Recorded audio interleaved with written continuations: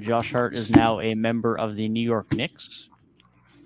Yeah. And considering Portland looked like they wanted to commit to winning this year, moving off of one of their key wings for a first-round pick just doesn't make sense to me. But Portland seemed to do a pretty good job of that, of not really making sense to me in the direction they're taking. But I'll get your opinions first, Gabe. What are Portland doing? Wasn't Cam Thomas in the trade too? I mean, not Cam Thomas. Cool. Can't imagine Cam they Reddish. pull Yeah. Cam they pull Reddish. Thomas, they're cooking. Cam Reddish did go back to the Trailblazers alongside a lottery protected first. And if that does not convey this year, then that becomes 4 future seconds. So decent draft capital and Cam Reddish back to Portland. But for a team that is apparently trying to win, not really sure what the thought process here. Yeah, if you're trying to build around Dame and like compete, I got nothing. I have nothing. You traded a player who was putting up solid stats, helping you win some games, and people still want to see this upside in Cam Reddish, and I hope he proves me wrong because I hope everybody's successful. But this man has been on 2 separate teams, and on both of these teams, he could not find consistent rotation minutes. And so it's the fact that New York went out and got him. I know Coach is pretty notorious for having his ways with young players and everything, but still, regardless, 2 separate teams, they made a trade for him, and then he ended up not being in the rotation. So this is probably his last chance, I would think. If he doesn't end up finding a way to make the rotation for the Portland, it's probably slow. What I will say is they got fleeced, but the side who fleeced them, I really like this for the Knicks. Just looking at their roster, yeah, they've been running a solid lineup, but I think guys that are specifically built to be wings, they definitely could have used some depth there. So I really like that they got him. Added some rebounding as well, a guy that'll do a lot of that because, a guy like Julius Randle will put up some rebounding numbers at the 4, but he's also a guy who's on the perimeter a lot. So having another guy on the court that can really get in and get on the boards is quite nice. I think the only thing that they'd want to see from him kind of improve from where he was with Portland is his three-point percentage.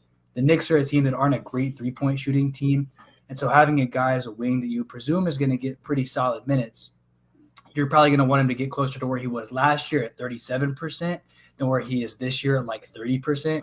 He's going to want to find a middle ground and probably at least be shooting 34, close to 35 for them if they want to really maximize the impact he can have, because we know he can have that impact and be a better player while still bringing down those rebounds and doing a little bit of 3-and-D and rebounding. And I think that's the role this team could use as they push more into trying to get out of the play-in, sitting at a 7 seed right now. Yeah, I'll pick up off with the Knicks point, and I'll agree with the Blazers afterwards. But for the Knicks, really good move. They're Obi Toppin's been in and out the lineup, but even when he's been playing, it's been kind of up and down as his career has been production-wise. So adding some forward depth, which they've been lacking, especially just on the wing, I think is key because a lot of their closing lineups is Brunson, Quickly, and Quentin Grimes on the court. Quentin Grimes is a good defender. A little bit on the smaller side. He's 6'3", 6'4". He's not a big wing player. He's one of those, more of a shooting guard type wing. So I'm thinking of a closing lineup of having Josh Hart in there, who is a tank, really good defender. If he can improve that 3-point shot, that'll help out a lot. But just his defensive rebounding, his ability to finish in the paint, I think will be a very good addition to this team. And you didn't give up that much. I mean, a first-round pick, sure. This is already a Knicks roster that has a lot of pieces that they are kind of invested in anyway. So does adding another pick to that really hurt you that much giving it up? I don't think so. And, Cam Reddish obviously wasn't playing, and you gave up a second-round pick and Kevin Knox to get him. So you're just cutting your losses and getting somebody in Josh Hart to where, you got him for the rest of the season, has a player option. If he opts in or opts out, maybe you can bring him back on another deal. Who knows? But definitely a good floor-raising type of move for them this season. Now for the Blazers, I think we can all collectively say, what are they doing? Not really too sure. I want to have faith in Cam Reddish. I really do. But like Gabe said, if this situation doesn't work out, it might be more of a Cam Reddish problem than Tibbs not giving him minutes or him not getting on the floor consistently in Atlanta. it might be a Cam Reddish problem. But I think one thing that the Blazers and Chauncey Billups has kind of shown us, they give young guys a chance. They give young guys a chance. Like they didn't give up on Nas Little last year. He played really good last season, has been good for them this season. Same thing with Anthony Simons. They gave Keon Johnson some run like early on this season and last season after the trade. Trying to think, it's like Trent Watford get some time for them. Like they give young guys opportunities to show what they can do.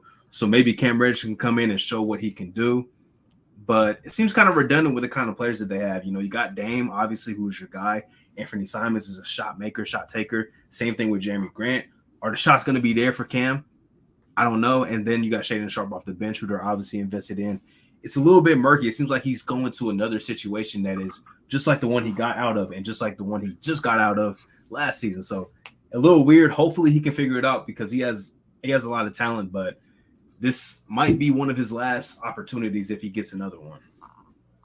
Yeah, it's definitely looking that way. And like you say, I don't know how much more opportunity he's going to get in Portland.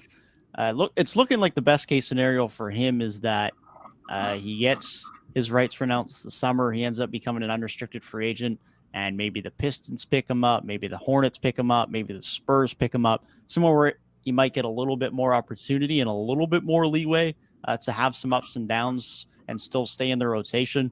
But other than that, it's definitely not looking great at this point in time because that opportunity probably isn't there in Portland.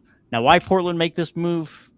The only reason it makes sense to me is if this first ends up getting packaged in another trade before the deadline. I don't know if that move exists, but maybe they package it in an OG offer, and maybe that's the thought process here because Josh Hart wasn't going to be of value to the Raptors, but a first will, or maybe they have another move up their sleeves. If it's not to be used in another pick and they're just holding on to it to have the draft pick, I mean, this is the direction I want them to go, but that's if they're moving Dame tomorrow, which they're not. So they're just a team that thinks they can win, is not winning, and now is making moves not to win. So I'm not sure what Portland's up to. Wouldn't that be crazy if we all just woke up tomorrow morning and get a Shams notification that the Blazers are working on moving Damian Lillard? That would be insane. Man, that would be wild, but I would be really happy for Portland because that's the direction they need to go in. But, man, that would be a wild twist to NBA trade deadline morning, that's for sure. Man, the Kyrie trade request is one thing. A Dame trade would be a whole other level of a surprise. Imagine it's just like Damian Lillard to Brooklyn for Cam Thomas and a bunch of role players built around Anthony Simons and Cam Thomas. Quiet. Thank you guys for tuning in to another episode of 3 Point Weekly. If you did enjoy, be sure to leave a like down below and subscribe to the channel for more NBA content, and we'll see you guys in the next one.